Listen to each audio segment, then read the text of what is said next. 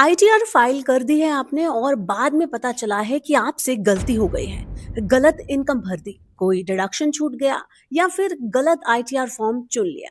अगर ऐसा हुआ है तो घबराइए मत, क्योंकि इनकम टैक्स डिपार्टमेंट आपको गलती सुधारने का दूसरा मौका देता है। अगर आपने आईटीआर फाइल करने के बाद कोई गलती पकड़ ली है तो आपके पास दो ऑप्शन है। पहला तो रिवाइज रिटर्न और अपडेट रिटर्न, यानी आईटीआर यू रिवाइज रिटर्न तब फाइल किया जाता है जब आपने पहले से आईटीआर दाखिल कर दिया हो और उसमें कोई गलती आपको सुधारनी हो, कुछ चेंजेस करने हो।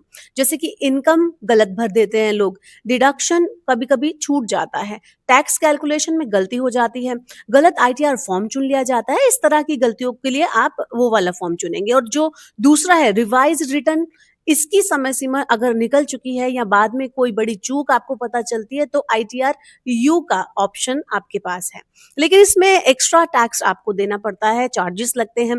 ध्यान देने वाली बात यह है कि अपडेटेड रिटर्न फाइल करने पर एक्स्ट्रा टैक्स 25% से 50% तक लग सकता है। ये इस बात पर डिपेंड करता है कि आप कितनी देर से सुधार कर रहे हैं।